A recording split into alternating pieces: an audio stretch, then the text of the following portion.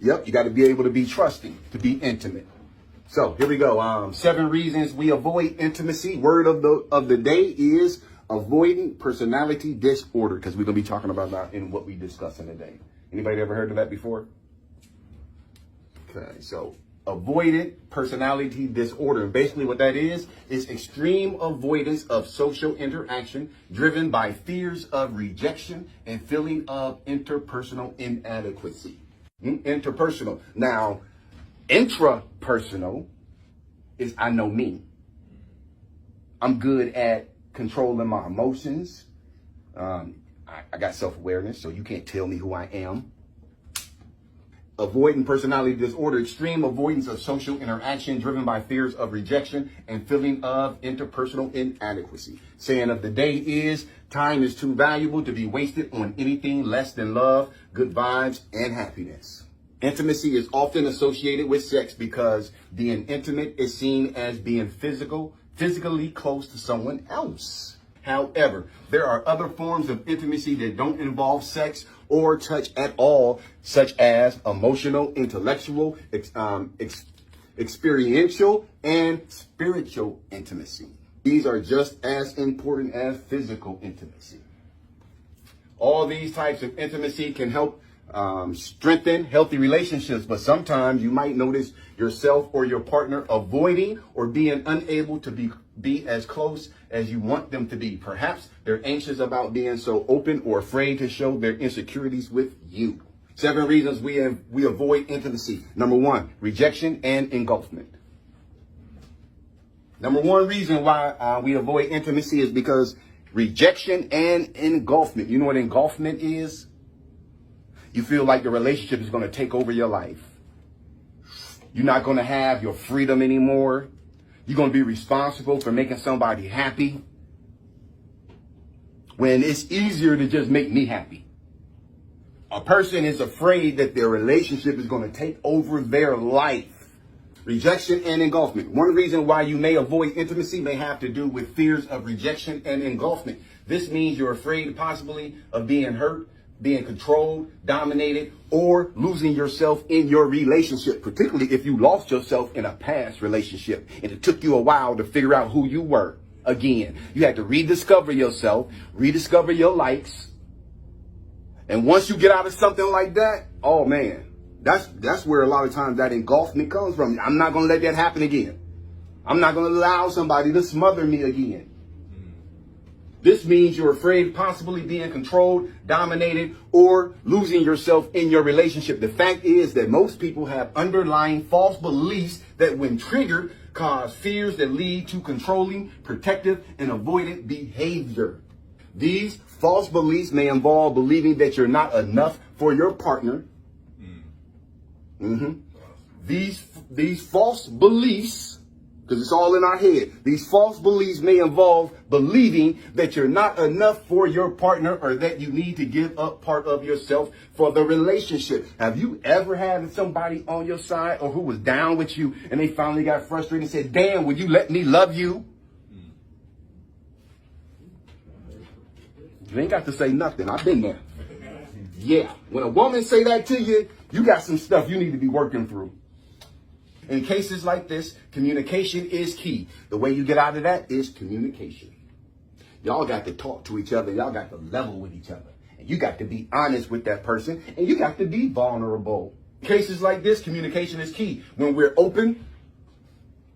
are open to learning about ourselves and our partner's fears and underlying false beliefs, our relationship becomes an evolving relationship. But you got to be open and you got to be able to communicate. Because these are false beliefs that we drag into the next relationship because somebody hurt us. 7 reasons we avoid intimacy. Number 2, fear of abandonment. You know where fear of abandonment comes from most of the time? When we're kids. Most people who identify with fearing abandonment have an insecure attachment style. Most people who identify with fearing abandonment have an insecure attachment style. Having this can become a hindrance to making deep, emotional, and intimate connections with a partner. Similarly, having an insecure attachment style may lead to anxieties, Having an insecure attachment style may lead to anxieties about whether or not your own needs and desires can be met by the other person. You may expect the other person to abandon or hurt you in some way. And if that's how you feel about your relationship, no matter what they do that is good or positive, it's going to go in one ear and out the other one, because you already expect for them to mess up. And that's what you are waiting for. Typically, these attachment styles, if unresolved, play out into adulthood. For instance, if you were a clingy child, you'll generally be clingy towards a romantic partner. Or if you've learned you can't rely on your caregiver or your parents, you may end up being unable to rely on a partner as an adult. You see where that starts? Number 3, avoidant personality disorder. Avoidant personality disorder is extreme avoidance of social interaction driven by fears of rejection and feeling of interpersonal inadequacy. You don't feel like you're good at making friends. You say you don't like crowds. You say you don't like people. This disorder is a combination of both genetic, so it can be genetic, or environmental. This disorder is a combination of both genetic and environmental factors. Studies have shown that avoidant personality disorder is associated with neuroticism. Neuroticism is the disposition to experience anger, anxiety, irritability, emotional instability, and depression. That means these are your go-to things. Is disposed to experiencing anger. Anger is they go to when something, they don't like something. Or anxiety, they worry about stuff. That's their go-to. Even when good things are happening. Okay? So you got irritability, a person who's always irritable, in a bad mood. Touchy, sensitive. All right? So here we go. Emotional instability. Your emotions take over you and you experience a lot of depression. That's what neuroticism is. And neuroticism has a negative relationship with extroversion. So if you're an extrovert, or going out of your way, going around people, this is going to have a negative effect on that. It's going to have a negative effect on your relationship with extroversion. This suggests that these people tend to be more anxious, fearful, and understandably more introverted and closed off. Trigger warning. The next one is about childhood sexual abuse. Number 7 reasons we avoid intimacy. Number 4, childhood sexual abuse. Childhood sexual abuse messes you up. Childhood sexual abuse changes you in profound ways. There's no reason why a 6 or 7-year-old should be talking or thinking about sex or intimacy. And depending on what you let them watch on TV and what you let them hear in the music, they can have a skewed belief about intimacy and sex and relationships. Sexual abuse occurs whenever one person dominates and exploits another by means of sexual activity or suggestion. So it's not just childhood sexual abuse, but it's not just childhood sexual abuse, period. Because you don't have to be a child to be sexually abused. All right? So sexual abuse occurs whenever one person dominates and exploits another by means of sexual activity or suggestion. Survivors of sexual abuse may experience difficulties with trust, have a fear of intimacy, a fear of being different, and have difficulty establishing boundaries in relationships. In these cases, it's important to keep the lines of communication open with your partner and perhaps consider therapy as an option to help deal with these childhood traumas. And I'm going to be honest with you, man, it's a whole lot of men. They prey on women who have those insecurities about intimacy and their sexuality. They look for women who've been abused because they're easy to conquer. They're easy to persuade. Number 5, previous abuse. Previous abuse. Fear of intimacy can also stem from emotional and physical abuse, which is committed against intimate partners, current or former spouses, boyfriends or girlfriends. Emotional abuse can include verbal assault, dominance, control, isolation, ridicule, or the use of intimate knowledge for degradation. You're sitting around asking, what's the craziest sexual thing you ever did? I was with 3 men. And then 3 months later, you just beating her up about it. Why you ask her?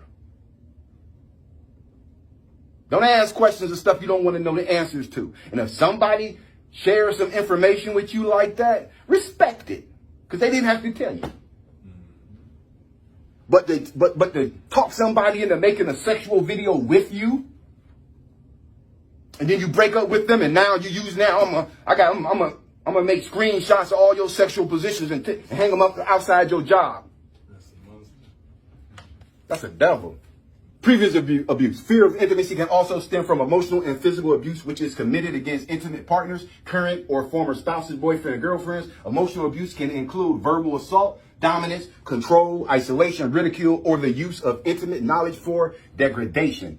Abuse impacts the mental health and well-being of the victim and is often a precursor to physical abuse. The high correlation between physical and emotional abuse and batterer populations. Previous abuse oftentimes become batterers. You abuse me, I become what I'm afraid of. Abuse impacts the mental health and well-being of the victim and is often a precursor to physical abuse. There's a high correlation between physical and emotional abuse and batterer populations. And verbal abuse early in a relationship predicts subsequent physical abuse. Let me say that again. Verbal abuse early in a relationship predicts subsequent physical abuse. When you have somebody you just now getting to know and they don't mind cussing you out. You just met this person, they don't mind abusing you verbally. That's a precursor to physical abuse.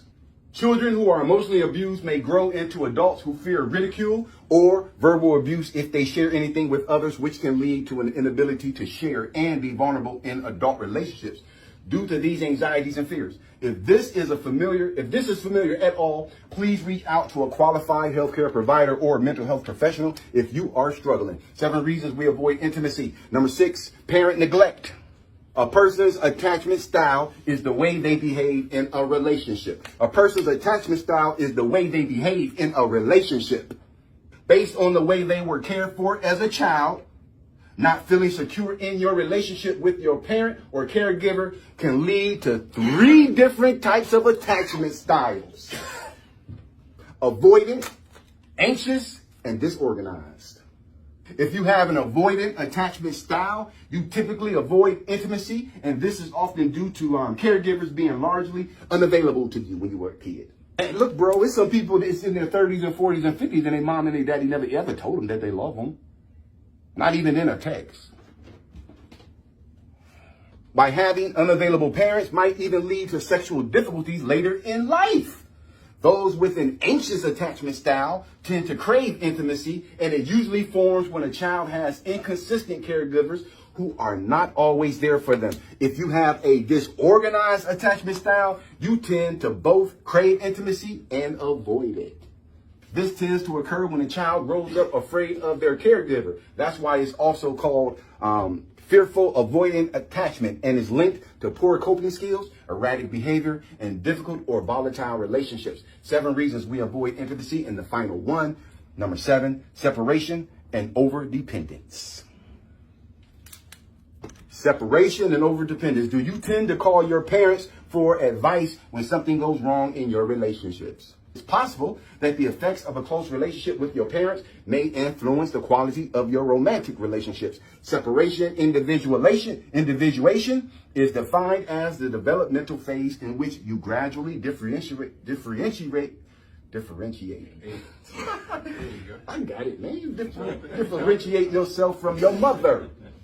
This is in adolescence, we begin to differentiate ourselves from our mom, which means a lot of us, because the mom is the first teacher, bro. So particularly us males, a lot of times when we have emotional issues and we don't have a dad around or an uncle or somebody there to help us cope with that stuff, and we're around a bunch of women, a lot of aunts, a grandma, and your mama, a lot of times you're going to pick up the emotional characteristics.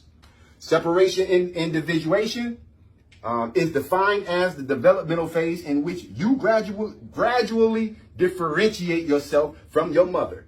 And you develop awareness of your separate identity and attain relatively autonomous status. You become your own person. You don't go to your mama when you're having a problem in your relationship because you know she ain't got nothing to do with that. It's between you and the person who you are in a relationship with. You don't go run to your daddy when something is going on and look, man, just a little bit of advice. When you in a relationship, keep people out of it. You'll be better off keeping people out your relationship. Y'all go on a trip and y'all celebrating something. Why y'all got to blow Facebook up about that?